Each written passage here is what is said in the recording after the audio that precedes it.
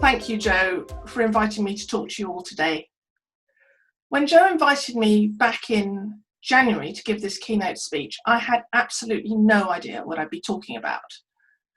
But as the spring unfolded and our lives were forever changed, my topic became clear.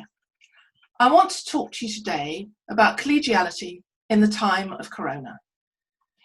I'm going to talk about some of the challenges we're facing in business schools and departments of management, and share with you some insights from my research into professional service firms. I've identified multiple elements of collegiality in professional organisations, and I'm going to explore each of them with you today.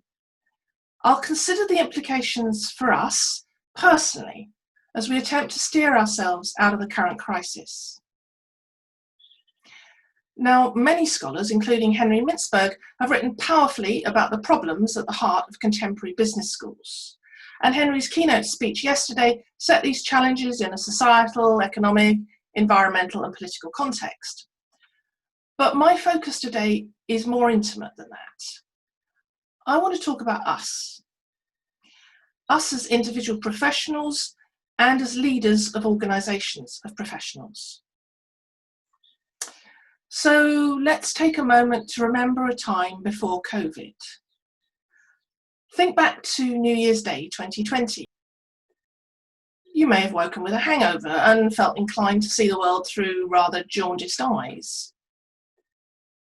So thinking about the year ahead, you may have been wondering, how do I cope with the pressure of teaching larger and larger groups of more demanding and less able students who expect me to give them higher grades for doing easier work, while at the same time I'm required to generate numerous research articles on increasingly arcane and irrelevant topics for publication in journals which require a multi-year round of revisions and resubmissions, and which pride themselves on their 95% rejection rate.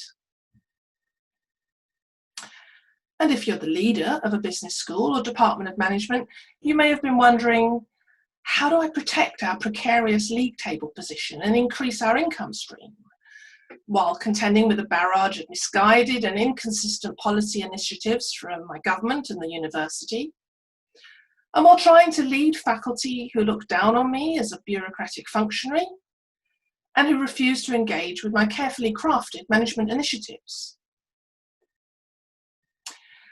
As faculty and leaders, we found ourselves ensnared in the commercial logic which has come to dominate the professional logic within our institutions. But then COVID came along, and this depressing vision of the future started to look like a nostalgic dream of the past, as we realised our professional lives were about to get a lot tougher. Let me tell you a story. On the evening of Saturday, March the 14th, I received an email from my university announcing that as of Monday morning, all face-to-face teaching was suspended and all teaching must now be conducted online. And that was pretty much it. The very limited guidelines in the email focused on pre-recorded asynchronous teaching, and they were completely ill-suited to the highly interactive case study discussion format, which is the foundation of MBA classes. So I was faced with the prospect in 3 weeks' time of having to deliver a very intensive, very interactive 4-day MBA elective, and I had absolutely no idea how I'd do it.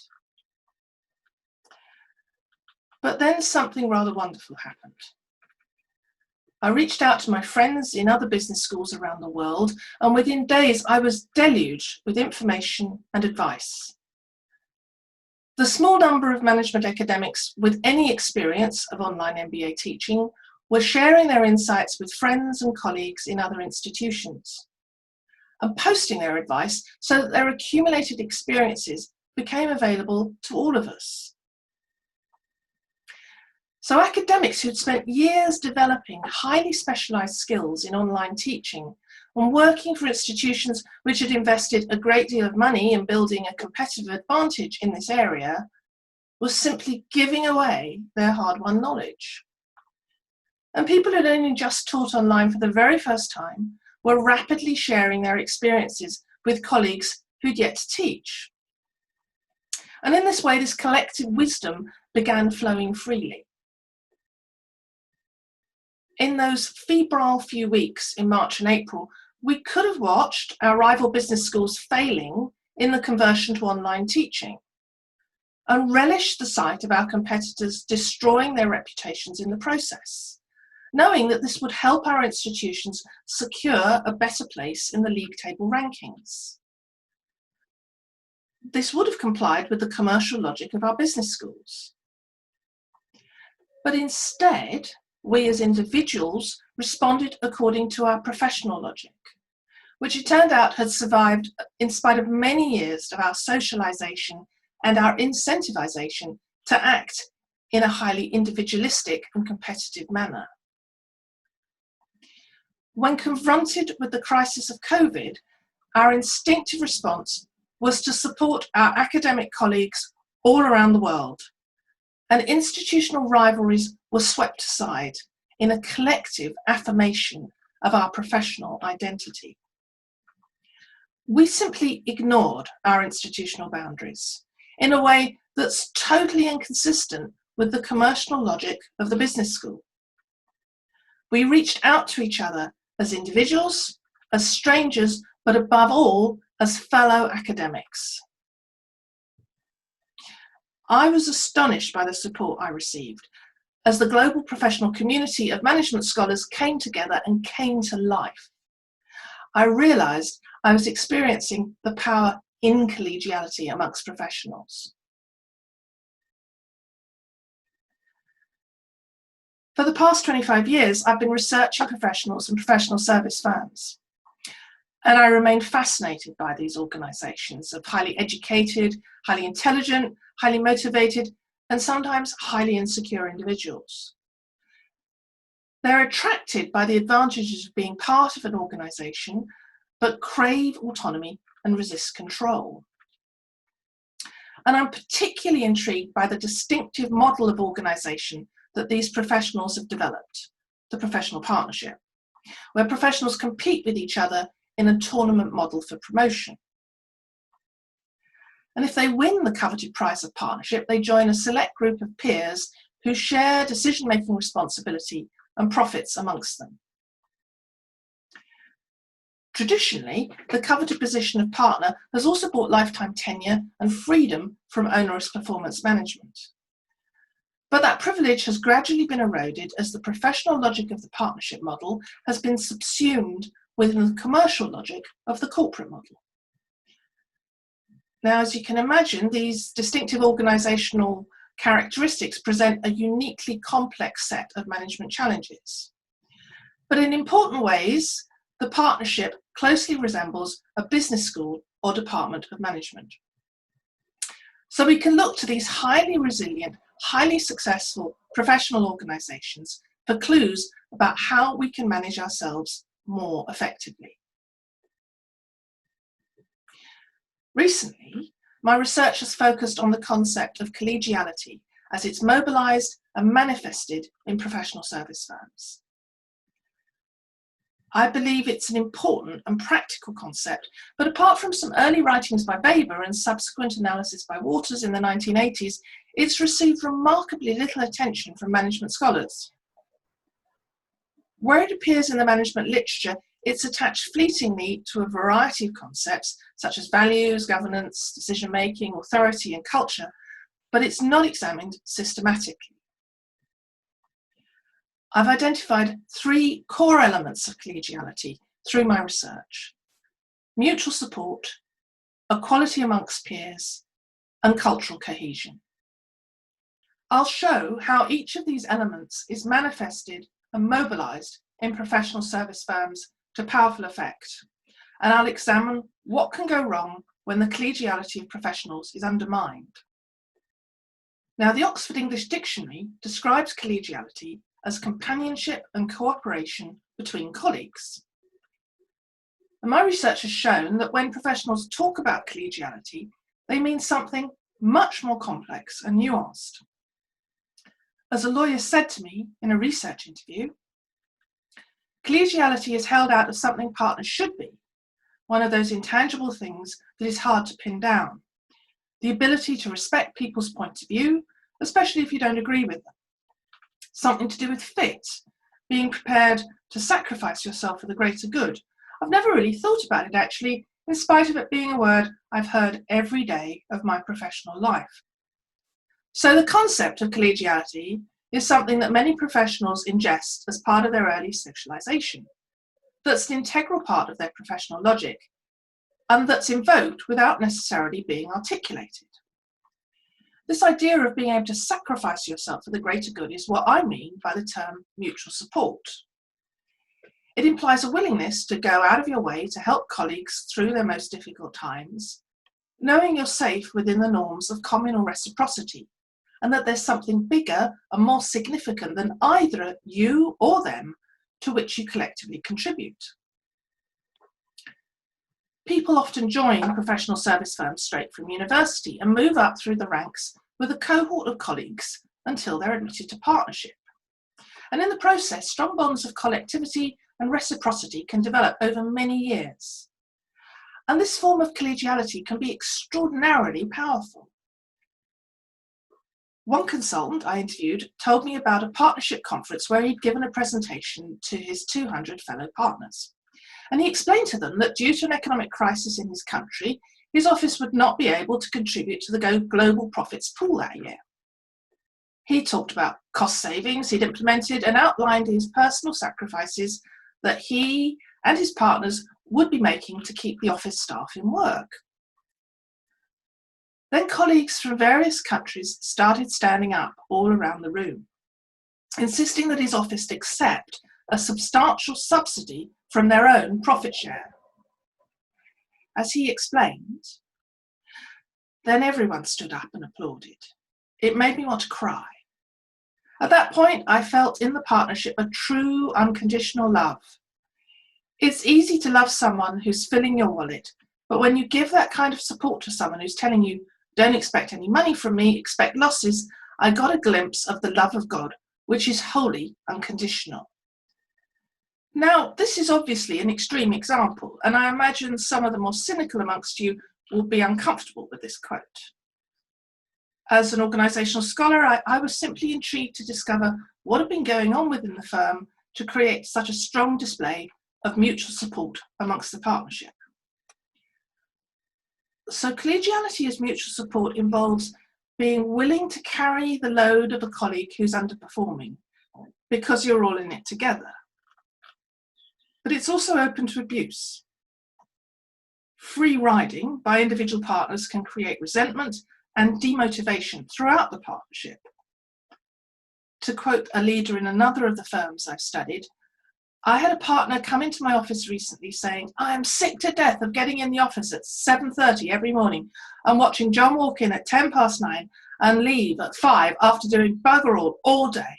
I want him out, get him out of here because he's pissing me off, and if he doesn't go soon, I will. If underperformance and bad behaviour are allowed to persist, the power of collegiality is stifled. This is why, over the past couple of decades, leaders of professional service firms have introduced informal appraisal for partners, and then more formal performance management systems, and then increased the element of performance-related pay, and effectively abolished lifetime tenure for partners. I wonder if this sounds familiar to you. These changes, which are intended to ensure that all the partners are contributing consistently to the firm, have also given rise to destructive competition and neurotic individualism. As one head of department said to me, I just come in here and work as hard as I can all the time. Everybody else does the same. And we all tend to be such insecure people that we are all scared all of the time. Now, let's move on to the second element of collegiality, equality among peers. This is what the term collegiality originally referred to. The collegium was a term used in ancient Rome and relates to the Roman Senate and its practice of requiring two men to occupy each magistrate's position. The idea is that this would prevent any single man gaining too much power and making a bid to become emperor. This ancient governance model is perpetuated in the partnership form of governance, where partners collectively own the firm, hold equal voting rights, elect their leaders, and expect to participate in, and if necessary, vote upon major decisions. It's this which creates the continual tension between the extensive autonomy of individual professionals and the contingent authority of those who attempt to lead them. The following comment comes from a practice head in a professional service firm, but it could just as easily come from the head of department in a business school. I'm responsible for a large group of partners, all of whom are very bright, at least as bright as I am, all of whom have big egos, and it's not easy because most people are attracted to this business because they're independent. They like doing their own thing. Essentially, they want to be left alone until it's something that kind of connects with them, and then it's, why wasn't I consulted? As anyone who's tried to lead academics will know, the process of consulting and building consensus amongst professionals can be painfully slow, and professionals soon tire of being involved in endless management meetings. So in many of the largest and most successful professional service firms, the partners have delegated increased authority to a small cadre of colleagues in formal leadership roles.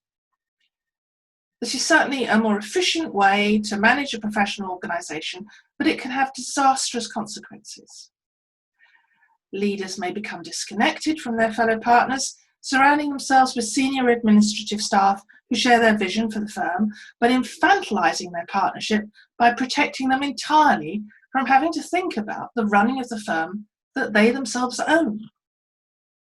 And in the process, alienating their core base of professional peers whose support is essential for the effective execution of the business strategy. Here's an example of what happened when a leader of a professional partnership tried to introduce some new managerial practices and became too caught up in advancing the commercial logic at the expense of the professional logic. At the partner conference, my table said, "We think this proposal is unacceptable.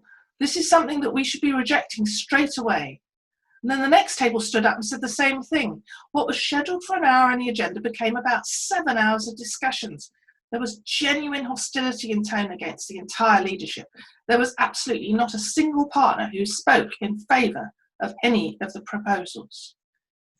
It's quite common in professional service firms for the most senior leaders to be ousted by their fellow partners.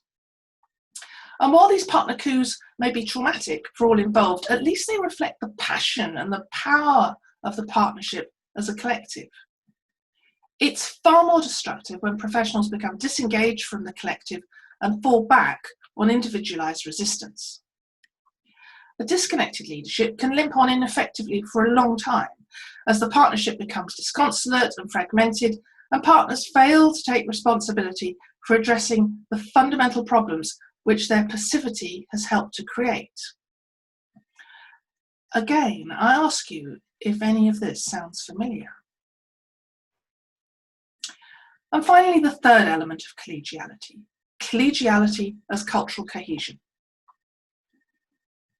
Cultural cohesion is created through careful selection and intensive socialization of professionals, through a combination of formal and informal controls which reward compliance and punish transgression in the early stages of a professional's career, and through the use of the upper out system to expel anyone who's unable or unwilling to comply. To sum it up, as the founder of one firm I've studied somewhat sinisterly states, we only have places in our ranks for zealous family members. The powerful social control mechanisms create self-regulating professionals, enabling professional service firms to run effectively with fairly light touch formal management. And this in turn encourages professionals in their belief that they're free to behave autonomously. The results of this cultural regulation can be extraordinarily powerful. As one of my interviewees explains, You have these amazing people who really feel they can sort of take on the world and feel part of a club, part of a very, very, very special club. And I think in a way that's really what the partnership means to me. It's quite a personal and emotional thing. This cultural cohesion can, of course, be highly exclusionary. The focus on fit potentially filters out all those who don't conform to the established norms or belong to established networks within the organisation. And it can also give rise to the worst excesses of groupthink, as professionals engage in a kind of collective organisational narcissism. An untypically reflexive partner in an accounting firm once explained it to me this way. As partner, I have a huge amount of personal independence. No one tells me what to do. I do what I want, but the things I want are likely to help the firm because that's the way I've been trained. At one level, we are completely independent, but we all march to the same tune without even thinking about it. In case you're wondering, this quote comes from a senior leader in Arthur Andersen shortly before the Enron scandal. Now, this extreme degree of cultural cohesion is relatively rare within professional services. Professional service firms are often the product of multiple mergers, and more typically, they're highly fragmented across multiple practices and locations. In this environment, it's easy for individualism to drive out any nascent sense of commitment to the collective. As the leader of a consulting firm proudly described his organisation to me, we want to be the best and we enjoy beating the shit out of the competition. But we're a very individualistic culture. We're like a wolf pack. We hunt together, help raise each other's children, until one of us stumbles and we turn and eat him. So in the context of these centrifugal forces of disintegration, a cohesive culture can represent a centripetal force of integration. And it's particularly important in an environment where the assets walk out the door every evening. A leader in a professional service firm understands that their firm is almost entirely dependent upon the calibre of their professional staff. Without them, the firm is nothing. Now, the ambiguity inherent in knowledge work can give rise to insecure identities, and an attractive culture provides professionals with a powerful identity anchor and a strong sense of identification. But if they're lacking a strong and attractive culture, professionals may experience identity fragmentation and organisational disintegration. Again, I ask you, does any of this sound familiar? For a whole variety of reasons, some good and some bad, the leadership of our business schools have embraced the commercial logic. But in the process, our professional logic has been unwittingly damaged and almost destroyed. And the concept of collegiality has become sapped of its power. What does mutual support mean in institutions where our promotion and rewards are driven entirely by our individual publications? Or we're simply treated as freelance subcontractors? Now, we're clever people and we've responded logically, disengaging practically and emotionally from our organisations and securing our identity on our research rather than organisational reputations. In Gouldner's terms, we've become cosmopolitans rather than locals. But in the process, we've become isolated and vulnerable. The power of collegiality is not a long-lost dream. We've experienced something very powerful in the past few months. Our physical isolation of lockdown has triggered an unprecedented virtual connection with our colleagues we may not have spent much time with before. And we've recognised that we have common experiences, common concerns, and common goals. I hope that the mutual support we've demonstrated during lockdown survives as we emerge blinking from our home offices and confront the maelstrom of the start of the new academic year. I hope we remember that whatever we may be thinking and feeling, a colleague is probably also sitting alone at their desk and thinking and feeling much the same. I hope we remember that we're stronger together when we stop pretending that we're strong individually. And in terms of the second element of collegiality, equality amongst peers, it may seem strange to talk about this now when some of us are facing redundancy. And our union representatives are in dispute with management on all our behalves. The rhetoric of resistance doesn't fit well with the professional logic. Professionals are not supposed to strike. But professionals shouldn't need to strike. We are absolutely not peers.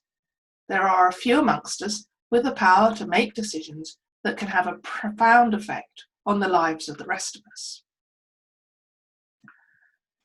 So to the leaders of business schools, I'd simply say, stop disenfranchising and infantilizing your faculty. If you treat professionals like children, they are likely to respond accordingly. You actually need us much, much more than we need you. Business school leaders have dedicated so much energy and resources to wooing and satisfying the high fee-paying management students. They seem to have forgotten that without their faculty's enthusiastic commitment to teaching and research, they have absolutely nothing. But in return, I ask faculty to remember that we're part of something bigger than our own careers and our international network of academic friends and co-authors. While we may have powerful ties with international collaborators, we shouldn't forget the ties that bind us to the quiet colleague with the office down the corridor, who we rarely take the time to speak to. And in terms of the third element of collegiality, cultural cohesion, looking back over the almost 30 years I've been an academic, I can only think of a handful of scholars I know in this country or beyond who've ever expressed to me any sense of pride about belonging to their institution. What an extraordinary waste. Leaders of the most successful professional service firms understand that they need to dedicate a huge amount of effort and resources to crafting and sustaining a coherent and thriving culture amongst their professionals. I'm not sure the leaders of our business schools really understand the importance of this, or maybe they just don't know what to do about it. And from a faculty perspective, it's important to remember that we're not without agency and we are not without responsibility. We are highly skilled knowledge workers. We have the potential to shape the culture of our own organisations for the better. Now, we're beset by multiple challenges completely outside our control, but we always have a choice: to hunker down and protect our own interests, or connect with and support each other.